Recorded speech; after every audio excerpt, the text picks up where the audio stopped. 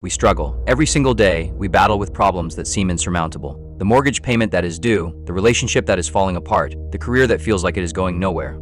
We wake up each morning and see our lives as a series of hurdles, obstacles that must be conquered, enemies that must be defeated. And so we push, we force, we fight. But here is the paradox. The harder we try to solve our problems, the bigger they become. We grab at solutions with clenched fists, and they slip through our fingers like sand. We plan every step meticulously, and life laughs at our blueprints. We obsess over the specific outcome we want. I must fix this today. I must make them understand. I must control this situation. And in doing so, we become blind to the reality unfolding before us. We impose rigid labels, agendas, and definitions onto reality. We see life through the lens of ego, which transforms every setback into a personal attack and every challenge into a test of our worth. We try to solve problems using only our eyes, surface perception, and logic, forgetting that some truths can only be felt, not seen. We complicate the universe by trying to force it to fit our desires. We crave certainty in an uncertain world. We try to control outcomes that are, by their very nature, beyond our control. The ancient Chinese sage Lao Tzu understood this. The supreme good is like water, which nourishes all things without trying to. It flows to low places loathed by all men. Therefore, it is like the Tao. Lao Tzu, whose name literally translates to Old Master or Old One, is the traditionally recognized author of the Tao Te Ching and the central figure of Taoism. According to Chinese tradition, he lived during the 6th century BCE, though scholars debate whether he was a single historical figure or a collection of voices. The text consists of 81 brief chapters divided into two parts: the Tao Ching, dealing with the way, and the Te Ching, dealing with virtue or power. At the heart of the Tao Te Ching lies a concept that deliberately resists rigid definition, the Tao. While often translated simply as the way, the path, or the principle, the Tao is something far more elusive. The text famously opens by stating that the Tao which can be spoken of is not the eternal Tao. It is the hidden creative energy that animates the universe, the mother of the world. It is the underlying pattern of nature that keeps the universe balanced and ordered. Think of the Tao as the river of existence itself. Everything is pushed or pulled through something by something. All that is and isn't created and moved by some substrate force, evolving from this to that, towards apparent nothing for apparently no reason other than itself. The Tao is not a static object, but a process of constant change, the reality of nature unfolding. You might have experienced the Tao yourself without even knowing it. Think about a moment when you were completely absorbed in something you love, riding a bicycle down a hill, shooting a basketball, playing a musical instrument. There is a moment when the you disappears. You stop thinking about pedaling or shooting or playing. You become the action itself. Athletes call this being in the zone, and it is often cited as the reason for their greatest successes. Modern psychology describes the zone as a state of total absorption where action feels automatic. Taoism describes this exact state as Wu Wei, literally action or effortless action. But here is the paradox. You cannot force yourself into the zone. The moment you try to be effortless, you've already failed. It is like trying to fall asleep by commanding yourself to sleep. The very effort defeats the purpose. This is the mystery at the heart of the Tao. A paradox that cannot be perceived by human perception, trapped in three-dimensional space and linear time. Wu Wei is the method by which one aligns with the Tao.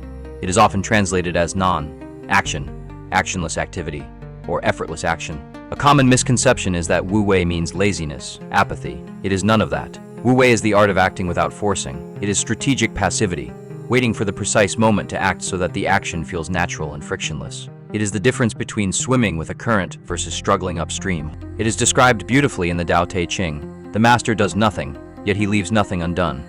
Tao is often compared to a river, or more specifically, to the nature of water. Water is the softest, most yielding thing in the world, yet it has the power to overcome the hardest stone. It doesn't do this by fighting the rock or smashing against it with anger. It wins by flowing around it, under it, and eventually wearing it away through persistence. There is a story in Taoist literature that perfectly illustrates Wu Wei. It comes from the philosopher Zhuangzi and is known as the story of Cook Ding. Cook Ding is butchering an ox for Lord Wenhui. But this is no ordinary butcher at work. He is not hacking away at the meat with grunts of effort and the dull thud of blade against bone. Instead, his movements are described as a performance, something closer to art than labor. His hands, shoulders, feet, and knees move in perfect harmony, creating a rhythm that resembles a sacred dance, the dance of the Mulberry Grove, or an ancient musical composition. The blade sings as it slices, never missing a beat. Lord Wenhui stands watching, astounded. He finally exclaims, "Excellent! How can skill reach such heights?" Cook Ding lays down his knife. He wipes it slowly, deliberately, and then corrects the Lord with a statement. "What I care about is the way Tao, which goes beyond skill. Cookding explains his progression over 19 years. When he first started, he looked at the ox and saw the whole ox, a massive, overwhelming obstacle. It was like staring at a problem so large and complex that you don't even know where to begin. The ox was a mountain of flesh, bone, and resistance. After 3 years of practice, he no longer saw the ox as a whole mass. He began to see it as a collection of parts, joints, tendons, bones, muscle. He learned the anatomy. He learned the structure. He could break the problem down into manageable pieces. Now everything has changed entirely, he says. I do not look with my eyes. Perception and understanding have come to a stop and spirit moves where it wants. He no longer relies on visual perception or conscious thought. He relies on something deeper, intuition, instinct, the guidance of his daemon. He explains that ordinary cooks change their knives every month because they hack, they hit bone, they force the blade through resistance, they fight the ox. Good cooks change their knives once a year because they cut, they slice through tendon. But Cookding claims he has used the same knife for 19 years to cut up thousands of oxen. Yet the blade is as sharp as if it had just come from the grindstone. He explains that the joints of the ox have small gaps, interstices, and his knife blade has no thickness. By inserting that which has no thickness into the space that is waiting for it, he finds plenty of room to wander. He never forces the blade through hard bone or thick ligament. He simply navigates the empty spaces. He follows the natural line, the secret opening, the hidden space. His cleaver finds its own way. This is the heart of Wu Wei, to find the path of least resistance and follow it with the precision of water flowing downhill. Lord Wenhui, who came to watch a butcher cut meat, leaves having learned something far more profound. He concludes, I have heard the words of Cookding and learned how to care for life. The story is a metaphor for how to live a Taoist life in a chaotic world. The ox represents the complex, often overwhelming situations and problems we face in daily life. Relationships, deadlines, financial crisis, the existential question that keeps you awake at night. It is every situation that looks, at first glance, like an insurmountable mass. The knife is your spirit energy. If you hack at life, forcing solutions, arguing, stressing, and fighting against reality, you will blunt your spirit and burn out quickly, like the cook who changes his knife every month. The gaps are the path of least resistance. Taoism teaches that every difficult situation has a natural structure. There are joints, there are spaces, there are openings where things naturally separate, if you observe closely and patiently. If you slow down when you encounter the knots, you will find these spaces. The ultimate goal is not just to cut the ox, but to keep the knife sharp. By practicing Wu Wei, flowing around obstacles rather than crashing into them, you preserve your vital energy. In the West, there is a tradition of builders. Western culture worships the architects who force stone into shape and the leaders who conquer the odds. Life, from this perspective, is a battle, something to be won through hardness, rationality, and unyielding determination. The Western mind looks at the chaos of the world and tries to tame it with logic and plans. It approaches existence with the mindset of a general strategizing against an enemy army, but the Taoist looks at the same chaos and sees a rhythm. While the Western philosophy seeks to understand nature through inquiry and study, breaking it down, categorizing it, mastering its laws, the Taoist learns nature along the way through experiential practice. Taoism shares deep similarities with ancient Stoicism. Both philosophies start with a single, humble admission. We are not in charge.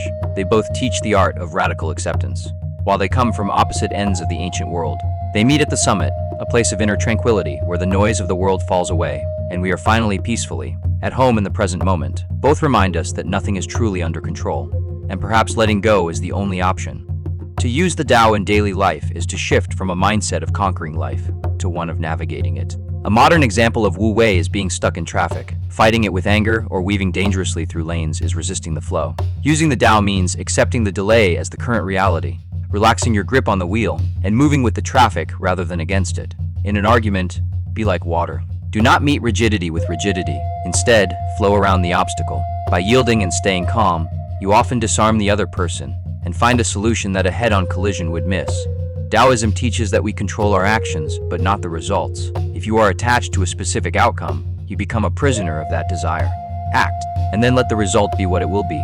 Embrace imperfection. Perfectionism is a form of rigidity. Taoism suggests we should accept that life is dynamic and flawed. Allow things and people to be imperfect. Nature does not hurry, yet everything is accomplished. Use this as a mantra when you feel the urge to rush or force a situation. Imagine you are crossing a river in a boat. If an empty boat drifts along and crashes into yours, you likely won't get angry. You might simply push it away. However, if there is a person inside that boat, you would likely shout at them to steer clear. If they don't hear you, you might get angry and curse at them. The collision is exactly the same in both scenarios. A boat hits yours. The only difference is the presence of a person, an ego to blame. When you see the boat is empty, you accept the collision as a natural impersonal event, like the wind or current. When you see a person, you interpret the event as a personal affront or an act of incompetence, which triggers anger. The empty boat mentality teaches us to treat the difficult people and annoying events in our lives as if they were empty boats. Instead of taking insults, we should view them as impersonal happenings dictated by circumstances and the other person's nature, not as targeted attacks against us. If a person can empty themselves of their own ego and self-importance, they can wander through life without harming others or being harmed by them. Attaining the Tao often requires subtracting habits rather than adding them. While knowledge is gained by adding things every day, wisdom Tao is attained by removing things every day. This involves letting go of the desire for credit, the need to control outcomes, and the urge to shine. If you realize that all things change, there is nothing you will try to hold on to. If you are not afraid of dying, there is nothing you cannot achieve. What does one gain by following the Tao? While an ordinary person hacks at life's problems, forcing solutions through sheer willpower, and burns out quickly, a follower of the Tao finds the natural gaps and difficulties. The paradox of the Tao is that by striving less, you often achieve more. This is not laziness. This is not passivity. This is precision. Acting in alignment with the Tao means waiting for the precise moment to act, when resistance is lowest.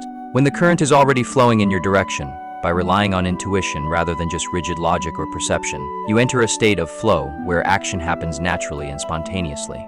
This often leads to better results than forced effort. Nothing in the world is as soft and yielding as water. Yet for dissolving the hard and inflexible, nothing can surpass it. The soft overcomes the hard, the gentle overcomes the rigid. Everyone knows this is true, but few can put it into practice.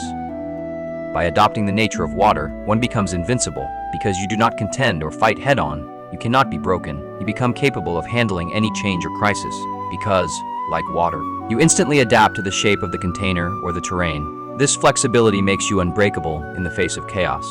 By accepting that everything changes and letting go of the need to control outcomes, you are released from the endless loop of stress. You attain a state of radical acceptance, not resignation, but a profound peace with what is rather than what should be. By emptying the mind of desires and ego, you gain a clear mirror, like reflection of reality. You see situations as they truly are rather than how you fear they might be. Those who flow with the universe know they need no other force. Lao Tzu, everything is pushed or pulled through something by something.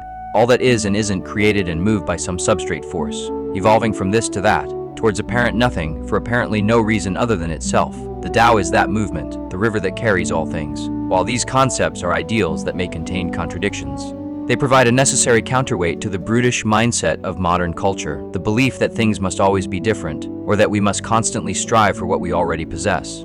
The universe is not a puzzle to be solved, but a dance to be joined. Stop fighting, start flowing. Let the muddy water clear by leaving it alone. Appreciate you sticking around. Catch you in the next video.